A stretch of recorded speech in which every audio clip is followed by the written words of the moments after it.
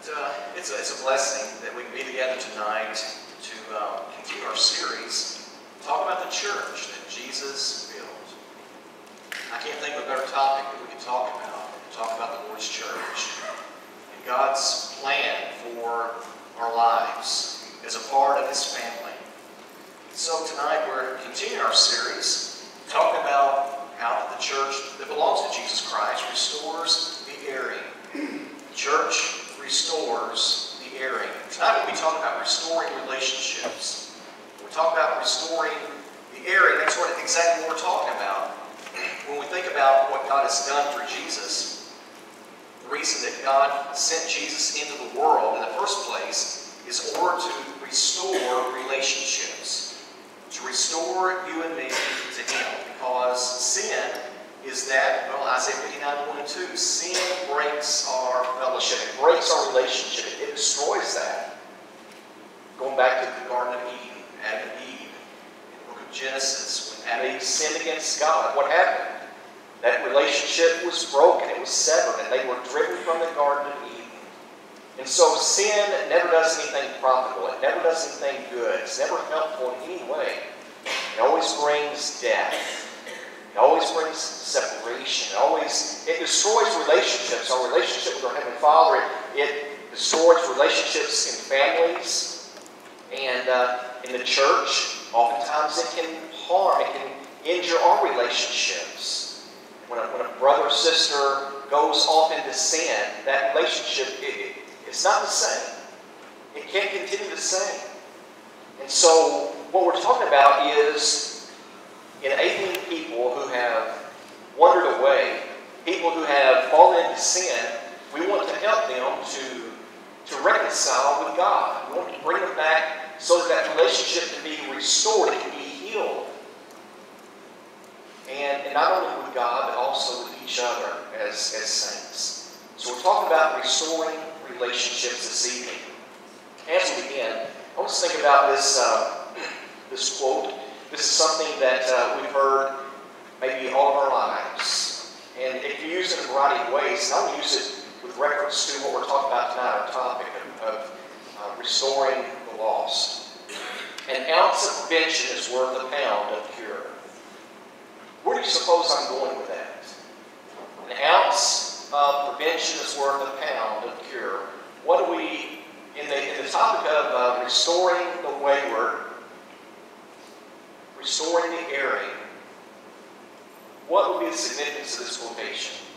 Russ? Yeah, well, if we would, up front, engage and strengthen them before they fall away, then it has a lot of effort, and a greater effort to try to bring back. Okay, thank you. Anyone wants to comment to that? Put it another way, perhaps?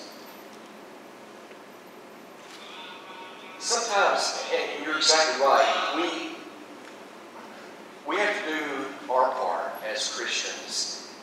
We are the family of God. And, we have relationships that are special. And each person within the body, we studied in 1 Corinthians 12, every member of the body is vitally important. To Ephesians, Paul writes, "You're no more strangers. You're no more, aliens, etc." You and I, we don't need to be strangers in the body of Christ. We need to treat one another in the right way. We need to, in honor, prefer one another. We need to encourage each other. We need to admonish one another. So you and I need to be involved in one another's lives. The first century church in Jerusalem, the saints they were a tight-knit family.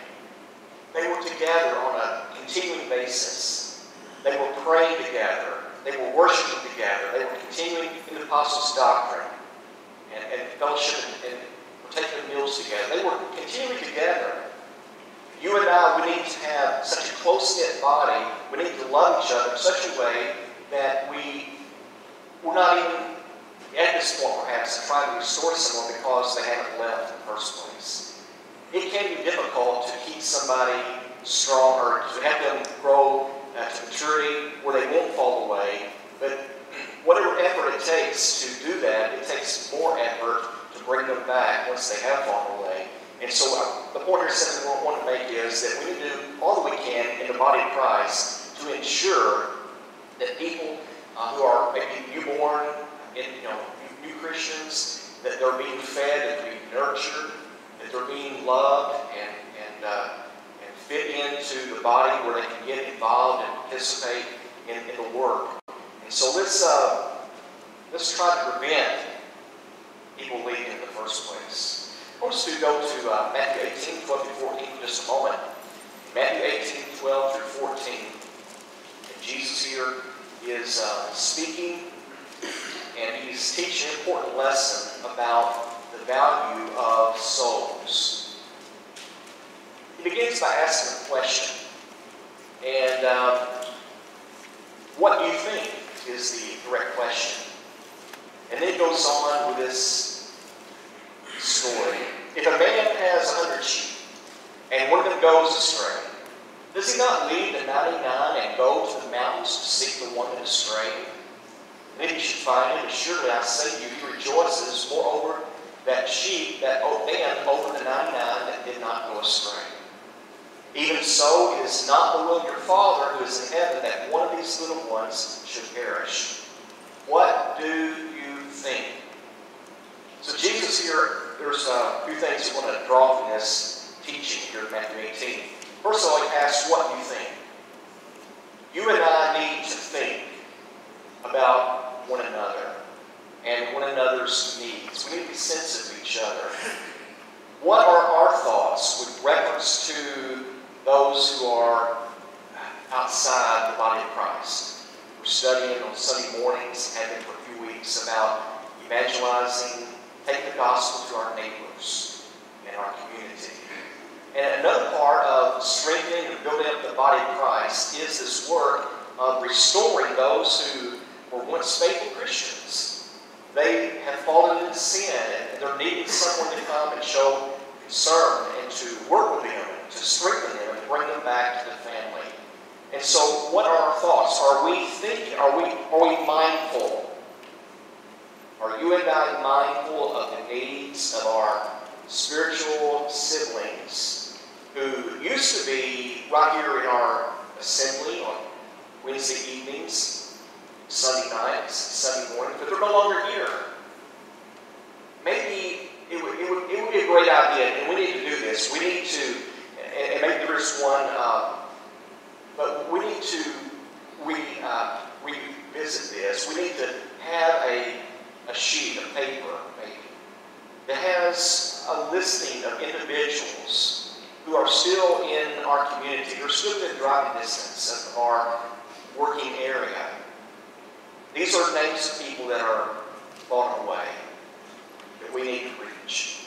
We need to think about them. And we'll talk a little bit later about how there's some other things we need to do for them as well. Among that is to pray for them. But Jesus says, what do you think? If you and I are not thinking, Jesus was continually asking questions, as the Apostle Paul oftentimes asks questions, trying to stimulate thought on those who are reading his writings. What are our thoughts? We need to think about sheep who have gone astray. Are we content? Are we satisfied with the 99 who are still safely under the care of the shepherds? Jesus says, what do you think? A man has 100 sheep. One of them goes into the wilderness. He's lost. What is the man, what is the shepherd going to do? He could have a nonchalant attitude. He could have said, well, okay, I still have 99. You win some, you lose some. Some are going to go away. I mean, that's just the nature of sheep. But Jesus says that's not what the man did. The man had 99 sheep that were still safely in the fold. He has one that's missing. And what does he do? But he goes to search for the one who's lost. The one sheep, number 4, is worth great time and effort to restore to the fold. Notice the words of Jesus. He would leave and go to the mountains to seek the sheep which was lost. Now, as you think about that, going to the mountains, have you ever been to the mountains? Have you ever went hiking through the mountains? You see, sometimes, depending upon nature of those mountains, I mean, it can be treacherous, and the mountains can be steep. It's a lot easier at night to walk on a flat surface than it is to climb the mountains going in search of the sheep. And so I see this as being a physical, strenuous effort being put forth to restore this single sheep, in spite of the fact that 99 are still safely in the sheepfold. So you and I, we get this picture of Jesus. He says, what does man do? Does he leave the 99 and go? Oh yes, he does. If sometimes we might say, we might have the idea that, well, here's a brother or sister, and they were a part of God's family. They were here for, maybe 10, 15, 20 years. They were here for some period of time, and they know, they know what they love. And so it was their choice. That nobody asked them to leave, but they chose to leave. They fell away over a period of time, and do we say it's their choice? Is their fault? We just let them go? Restoration, as we look at the text, always results in rejoicing, not in badgering or browbeating. We'll probably talk a bit later about the attitude of the older brother in Luke chapter 15. But again, entirely the wrong attitude. You and I need to guard against having the wrong attitude. We need to rejoice when a brother or sister comes back. Another text of consideration tonight for our study is James chapter 5, 19 through 20. James 5, 19 and 20. James here is addressing the saints. He says, brethren, if anyone among you wanders from the truth and someone turns him back, let him know that he who turns a sinner from the error of his way will save the soul from death and cover multitude of sins. Brethren, if anyone among you wanders from the truth and someone turns him back, let him know that he who turns a sinner from the error of his way will save a soul from death and cover a multitude of sins. I want us to draw a few points from this passage, James 5. First of all, as you look at the reading of that text, is it not the case that any one of us could potentially wander from the truth? And I derived that from verse 19, as well as Galatians chapter 6, verse 1, and 1 Corinthians 10, verse 12. Let's look again at the text. The point we're making is that any one of us could be that one sheep that's wandered astray. In verse 19, we're reading James 5:19, brethren, if anyone among you wanders from the truth. Who does James have under consideration? What individual? Who is he? Who is she? If anyone among you wanders from the truth. Anyone. James had realization that anyone within God's family could be that one lost sheep. It could be you. It could be me. Galatians 6, 1 and 2. Brethren, if a man is overtaken in any trespass, what man?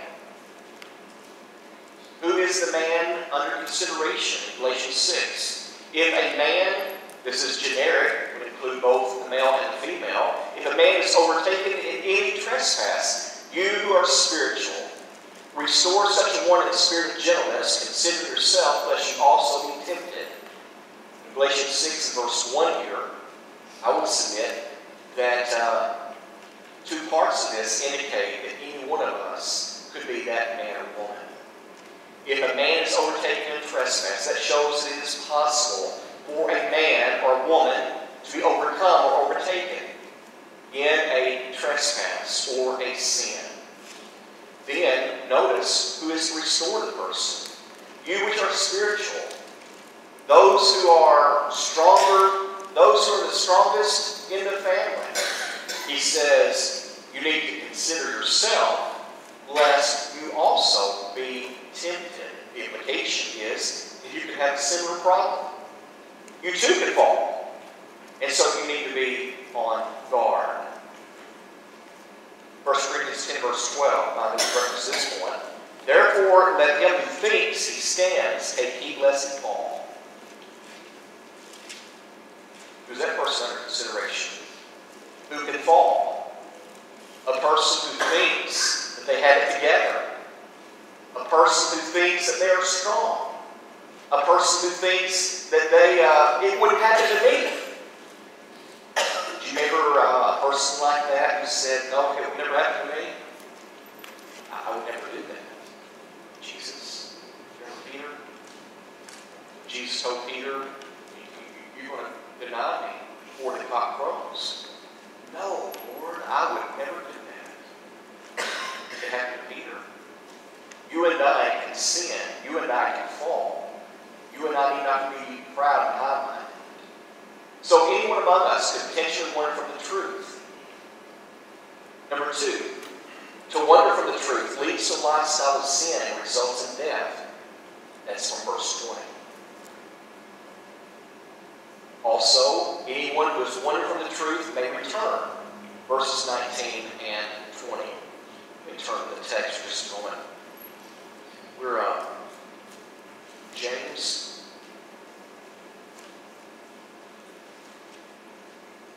James chapter 5, 19 and 20. So anyone who has wandered from the truth may return. Verse 19, brethren, if any of you do err from the truth and one convert him, so one who has erred from the truth may be converted. He may be turned around, brought back to the fold. Let him know that he which converted the sinner from the error's way shall save his soul from death. So a person who has wandered from the truth may return, just like the prodigal that we talked about earlier from Luke chapter 15. Number 4, God uses his faithful children to turn back those who have strayed. Verse 20, let him know that he which converted the sinner from the error's way shall save his soul from death, and shall hide a multitude of sins. So God uses his people. God uses you and me to reclaim those who are erring. Number 5, to turn a sinner back to the right ways to save the person's soul and restore him to a positive influence for others. Verse 20. Let him know that he which converted the sinner from the error's way shall save a soul from death and shall hide a multitude of sins. There is no greater gift that you and I will ever experience than the gift of life.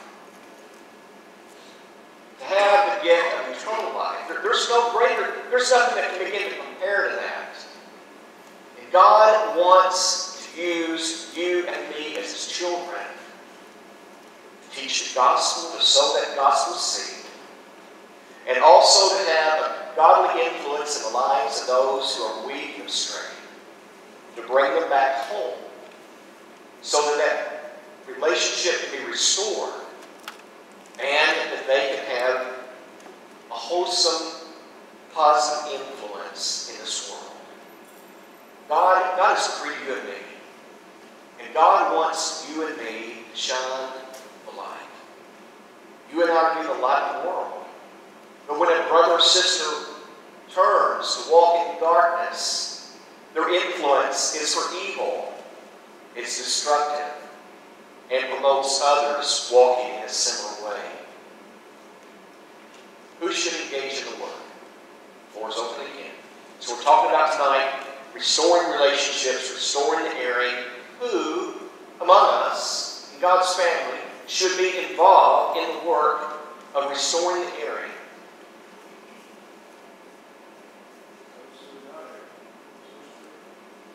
Okay, those who are spiritual. Jim? Lord, send me. Okay. Lord, send me. Did I hear someone else? I heard something else back there. So, are we getting the idea, or being reminded that, yes, it is our shepherd's responsibility. We have 4 here at Warner Robins. We have 4 men who are serving shepherds. It is the responsibility. Lance and I, as evangelists, as workers in the family here, we want to be involved in reclaiming the wayward. But is it a work that is left exclusively to shepherds and evangelists? Definitely not. It is a work for every one of us who have the strength, the wherewithal, the commitment, the desire to see a brother or sister saved. And James said, any one of you refer to our congregation, and any one of you could. Right. So it's got to be somebody that's spiritual. It's got to be somebody that has some degree of knowledge and understanding, able to represent the Lord in the Scriptures, and to lovingly show them kindness and compassion to bring them back. So it takes a heart of love and compassion. And that should be indicative or true of every one of us. So we all need to be growing spiritually and desirous of that. Galatians 6:1 again, you who are spiritual, restore such a one in spirit of meekness. Another question is, what is to be our attitude? In the work of restoring the erring, what is to be our attitude? One part of this has to do with our attitude toward ourselves. Another part of this has to do with our attitude toward those who are wayward. What's going to be our attitude? If we're going to be involved in doing the Lord's will and restoring the erring, what kind of attitudes do we need to possess? Okay, we need to have good, positive, healthy attitudes. What else? Humility. Okay, very good. What else? So we don't need to come to this brother or sister looking down our long nose, looking down on them and making them feel like they are dirt, or whatever how you want to describe it. We shouldn't humiliate them. We shouldn't put them down. We're going for the purpose of lifting them up, showing them Jesus, bring them back to the fold. What else? Okay, compassion. What else? Loving. What was the attitude of the elder brother in Luke 15:20-30? Okay, he was angry, he was selfish. What else? Okay, jealous. What was his attitude when his father talked to him? When he was talking to his father, explaining why he wouldn't come in to celebrate at homecoming. This your son, and as soon as he's come back, he's wasting all that money with the harlots, and your son's come back, and you've done all these things. You put the ring on his finger, the shoes on his feet, the robe on his back, and it's like, no doubt that the elder brother was just shaking his head in scorn and contempt of the father's actions. Is that our attitude? Are we like Jonah? That we don't want someone to be saved?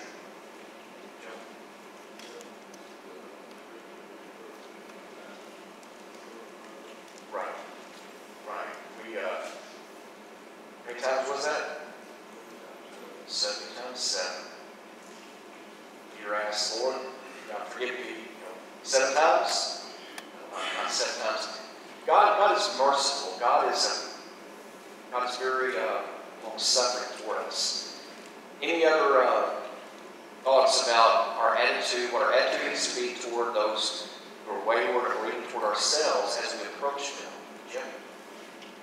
Tim Lane said on it, 2 Timothy 2, the first part there, towards the last, Paul is, just to me, nails it. And it goes with the erring or anyone, but he says, the servant of the Lord must not quarrel. We sometimes have a tendency to do it. Must not quarrel. Instead, be kind to everyone, able to teach, not resentful. Those who oppose him, he must gently instruct in hopes that God will grant them repentance, leading them to a knowledge of the truth, and that they will come to their senses and escape the trap of the devil, who has captured them to do His will. That's it in a nutshell right there. There's a whole idea, big picture, of how we're supposed to make it, what's going on. Thank you. In connection with that, 2 Thessalonians 3:14 and 15. If anyone does not obey our word in this epistle, note that person, do not keep company with him, they may be ashamed. Yet do not count him as an enemy, but admonish him as a brother. So, what do we take from this concerning our attitude toward a person who is not what they need to be? Don't treat him out as the enemy. The wayward family member is not an enemy. So you and I don't need to treat our family as enemies. Galatians 6:1. If a man is overtaken in trespass, you are spiritual, restore such one in a spirit of gentleness. I think someone mentioned this earlier. When you have a spirit of gentleness, a spirit of humility as we reach out. You've seen posters at the post office back in the old, thank you, the old Western shows that had wanted, dead or alive. Well, we don't want them dead or alive. We want them alive. That's the point here. We want them alive. And how does that happen? It's the way that we approach them. We don't go with ugly, hateful attitudes. Please. Put this down. You can't go with the Spirit of Jesus, with compassion and kindness, with love. Don't.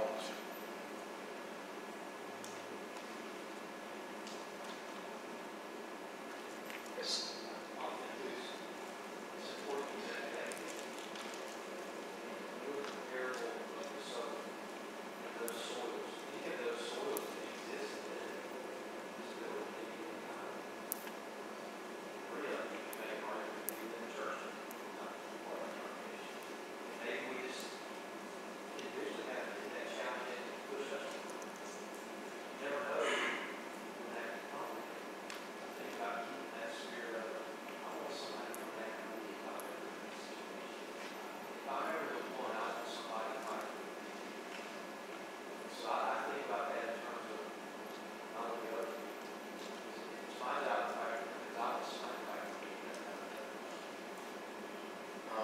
Matthew 7:12 in this case. All things whatsoever men should do to you, do so with him. If it's me, I want somebody, as Lance pointed out, I want somebody fighting for me. I want somebody caring enough to come and to bring me my senses. Why is patience an important quality in this work of restoring the Erring?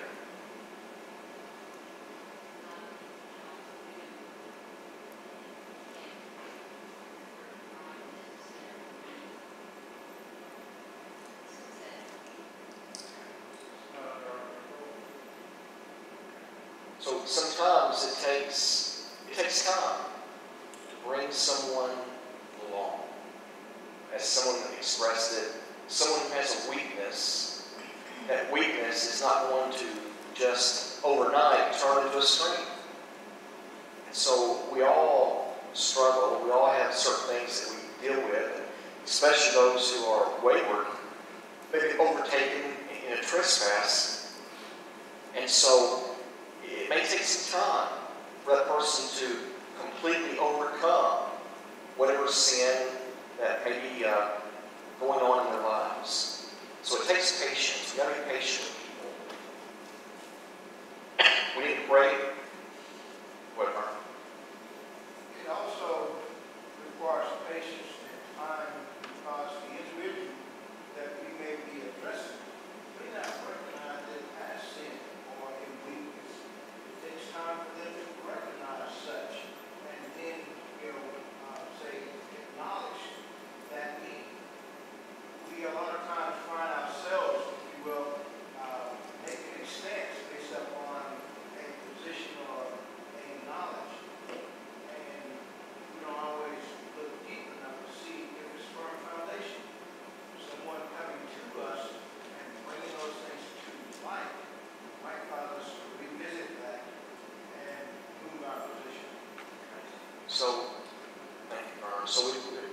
not make too many assumptions. We need to communicate effectively, communicate what is amiss, what corrections the person needs to make in the life to be restored, to be under the approval of God once more. You know?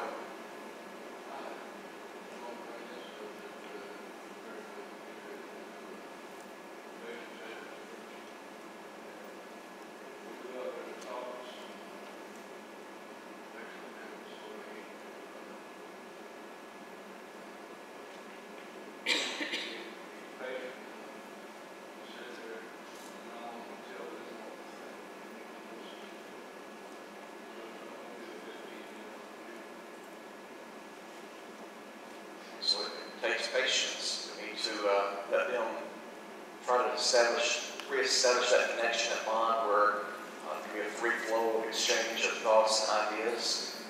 And yes, sir. I was going to add that, we often look at 1 Corinthians 3:6, always I planted to follow the word, but God causes the increase. We often look at that as an evangelistic reference, reaching out to those who are lost. It's really a reference to those who are in the church, being watered, but God causes the increase. So that watering is for a continual thing that we do for all, including those who have fallen away. They haven't received the right nurturance. They need more water. So that's really our role. Watering, nurturing. Lance in the seminar class has been challenging us to pray for our work of evangelism, our outreach, and also to pray specifically for individuals that we'd like to study with and see and become a Christian. And it would equally be appropriate, if we're not already doing it, to be praying for specifically, I name those who are wayward, those who fall away. I need to pray for them. I name and pray for them on a daily basis.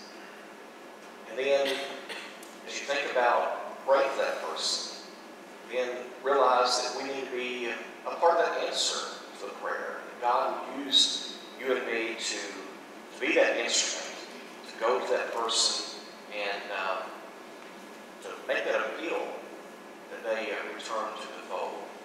So let's pray for those who are weak. What excuses are sometimes offered for failing to reach out?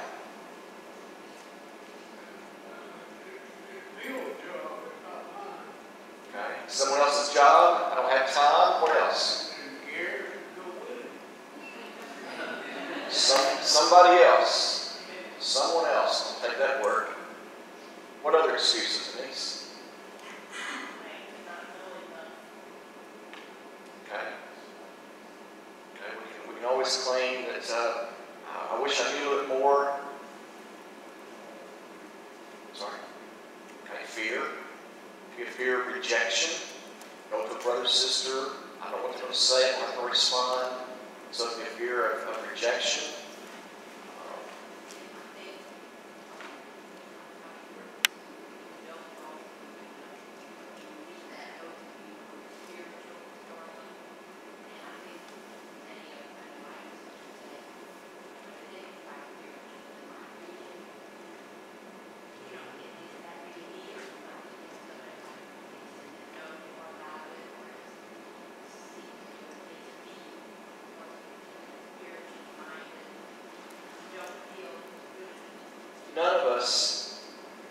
none of us are perfect. Okay? None of us. There's not a person in this room who is without sin, perfect. None of us.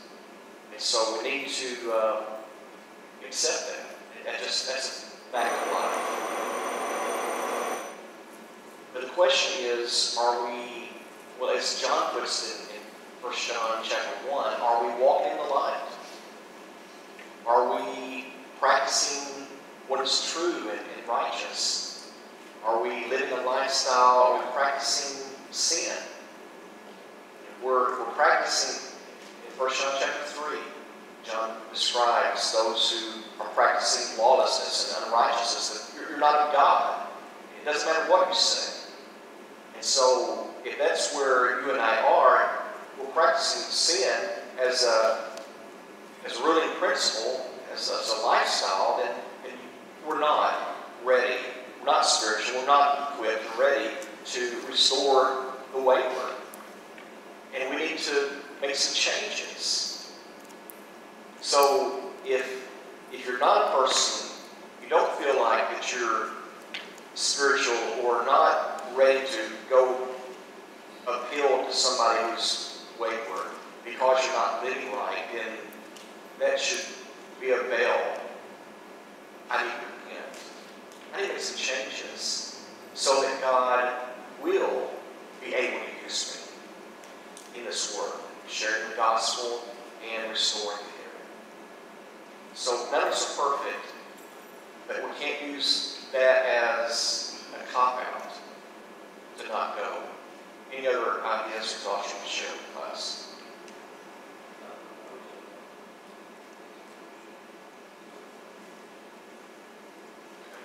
So we don't feel comfortable because we don't know each other as well as we should.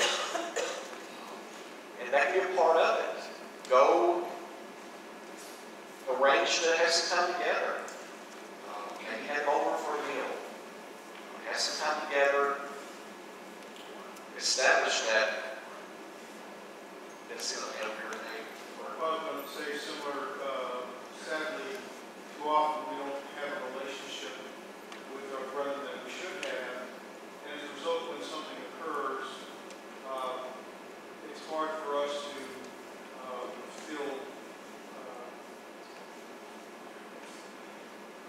feel like that's our problem. Feel like that we have compassion for care enough because it doesn't impact us because we have a relationship. That, in some way, goes back to the very beginning of our lesson when we talked about how that we were family and how that we got to conduct ourselves as family in such a way that we don't lose in the first place. And so we've got to be connected. You and I need to work toward getting to know one another. Can we make that a challenge in 2018? That we spend time together, more time together. Maybe doing something. I love our fellowship meals. We were talking about this evening, how that we oftentimes, some of us we get together, we eat, we eat downstairs. I love to eat. I need to do a little bit less of that, but we can do things together without eating, can't we? No? Okay, forget that idea. That was a bad idea. Even in our visitation today, they brought food in. Sometimes things slip out of your mouth. Oh, what about it? Vern? I am one that